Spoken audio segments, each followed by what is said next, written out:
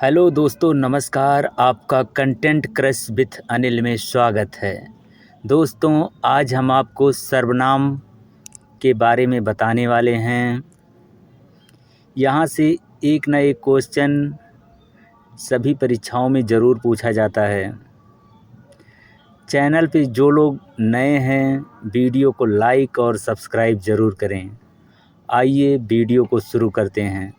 सर्वनाम जो शब्द संज्ञा के स्थान पर प्रयोग होते हैं उन्हें सर्वनाम कहते हैं।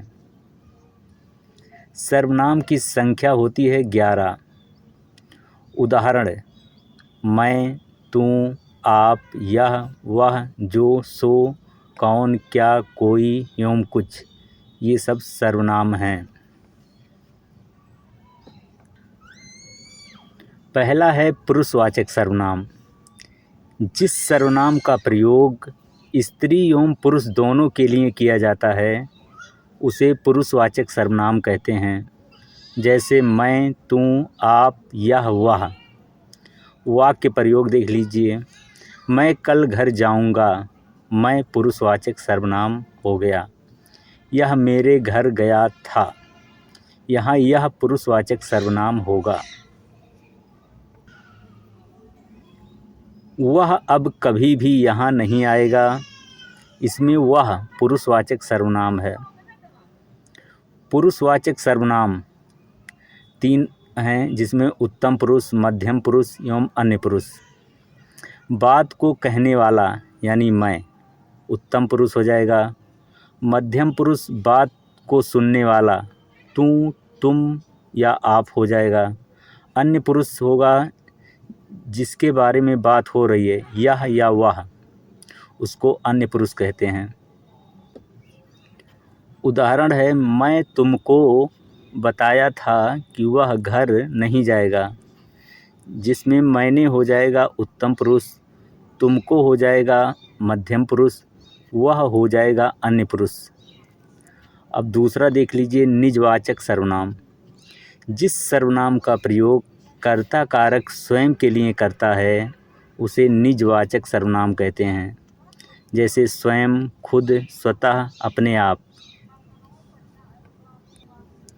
वाक्य प्रयोग देख लीजिए। दीपक अपने आप खाना बनाता है। बच्चा अपने आप घर आ गया। तो यहाँ स्वयं हो जाएगा निजवाचक सर्वनाम। अपने आप यहाँ भी आ गया है,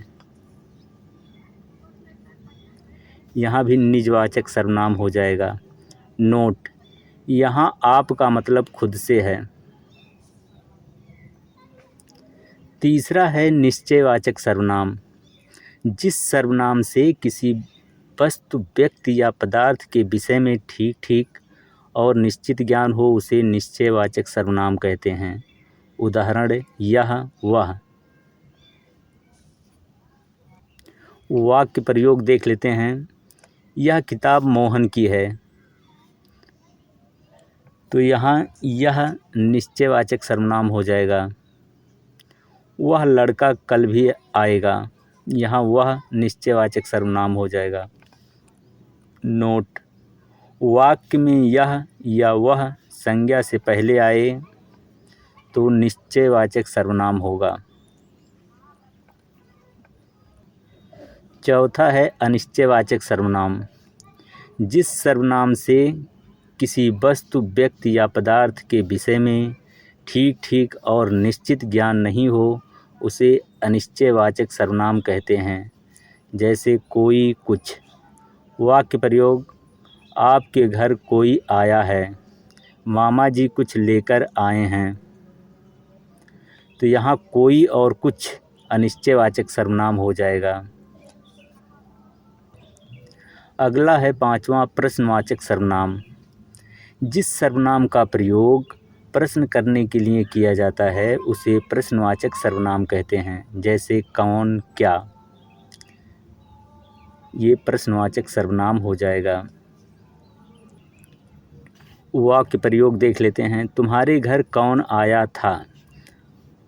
तुमने आज क्या खाया। तो इसमें कौन और क्या दोनों प्रश्नवाचक सर्वनाम हो जाएंगे। अगला है संबंधवाचक सर्वनाम। जिस सर्वनाम का प्रयोग किसी शब्द या वाक्य का किसी अन्य शब्द या वाक्य से संबंध बताने के लिए किया जाता है उसे संबंधवाचक सर्वनाम कहते हैं। जैसे जो, सो, वो, जिसे, जिसका। वाक्य प्रयोग देख लेते हैं। जो जाएगा वो पावेगा, जो सोएगा वो खोएगा। तो इसमें जो, ओ, जो, ये संबंधवाचक सर्वनाम हैं। वह लड़का जिसकी यह किताब है कल आया था। इसमें जिसकी संबंधवाचक सर्वनाम है। प्रयोग या व्याकरण के आधार पर सर्वनामों की संख्या 6 है। पहला है पुरुषवाचक सर्वनाम, प्राणी का बोध होता है। दूसरा है निजवाचक सर्वनाम, स्वयं, खुद, स्वतः। तीसरा है निश्चयवाचक सर्वनाम, जिसमें निश्चित करना होता है। चौथा है अनिश्चयवाचक सर्वनाम, अनिश्चित होना होता है। पांचवा है प्रश्नवाचक सर्वनाम, प्रश्नवाचक शब्द होता है। छठवां है संबंधवाचक सर्वनाम, जो और सो के यौगिक के रूप में होता है। दोस्तों, वीडियो अगर आपको पसंद आया हो तो चैनल को लाइक और सब्सक्राइब ज़रूर करें। पूरा वीडियो देखने के लिए बहुत बहुत धन्यवाद।